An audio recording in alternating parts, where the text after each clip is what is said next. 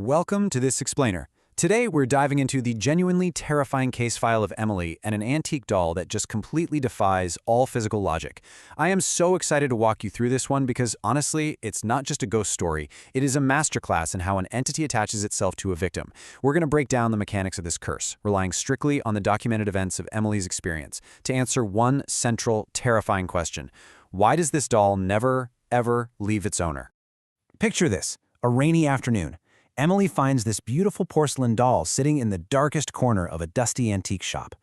Pale skin, long black hair, deep blue eyes. It looked almost alive.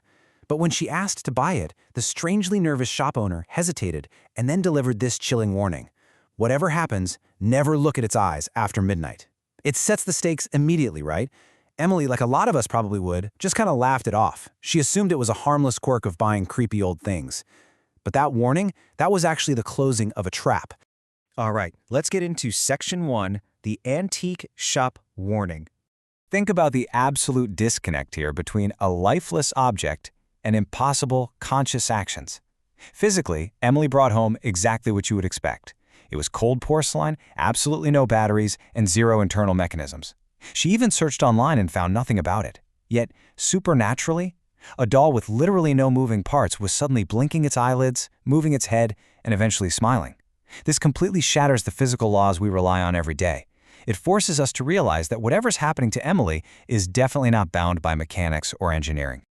Moving right along to Section 2, the Midnight Escalation. We have to track the timeline of Emily's first 3 nights to see exactly how fast this haunting spirals out of control once she breaks that initial midnight rule. The escalation is just incredibly methodical. On night 1, right at 12 a.m., when a grandfather clock chimed, Emily looked at the doll. At first, nothing, but then a tiny sound, and the eyelids moved.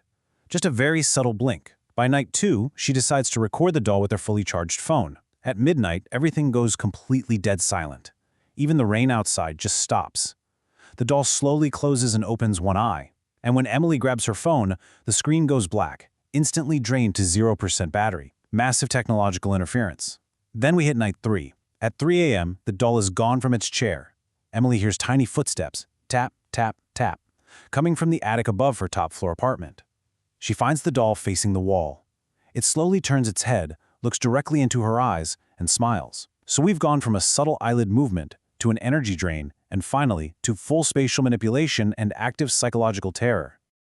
So, put yourself in Emily's shoes. Following that terrifying attic encounter where the thing smiled at her, she screams, runs downstairs, and takes 3 very desperate steps to get rid of it. First, she locks every single door. Second, she calls the police. But when the officers actually arrive, the attic is completely empty, and the doll is just sitting innocently back on the chair beside her bed. The officers find nothing. Finally, driven to absolute desperation, she takes the doll, goes to a river, and throws it in, watching it sink right beneath the water. She thinks it's finally over. But of course, it's never that easy. The big question we gotta ask here is, why didn't the river work? Why does completely discarding the physical doll fail to break its attachment to Emily? If it was just a cursed physical object, sinking it to the bottom of a river should have totally solved the problem. The fact that this fails brings us directly to the core focus of our explainer, the actual mechanics of why this entity absolutely never leaves its victim. That brings us to Section 3, the 50-year-old curse. To get to the bottom of this, we need to look at the dark lore Emily uncovered. Unable to sleep, she actually went back to the antique shop, only to find it completely gone. It was just replaced by an abandoned building. Fortunately, an old neighbor recognized the photo of the doll and, literally turning pale, revealed this incredibly dark history. This doll belonged to a little girl who disappeared over 50 years ago, and her body was never found. Local legend says her spirit actively hides inside the doll, and here is the absolute kicker. Every midnight, she looks for someone new. This proves Emily isn't just dealing with a haunted piece of porcelain. She's become the target of an active, parasitic spirit hunting for a human replacement. The physical doll? It's just a vessel. It's bait to trap the next victim. Which leads us to Section 4, the inescapable doll. So we now know what the entity wants, but we need to see how it enforces its will when its physical vessel is destroyed or thrown away. Remember, Emily literally watched this doll sink to the bottom of a river, yet the very next morning, there's a knock on her door. No one's outside, there's just a small wooden box. And inside that box is the exact same porcelain doll, completely dry. Despite being submerged in rushing water, the entity easily bypasses all physical barriers to return to its chosen victim. The river couldn't wash it away because the attachment was no longer physical. Tucked right in there inside the box, alongside the perfectly dry porcelain doll, the entity leaves this chilling note: "You can't throw me away." And as Emily reads this, she looks up, and the doll blinks at her one last time. This note is the ultimate proof of what we've been talking about. The curse is now permanently tied to Emily's soul, not just the physical location of the porcelain shell.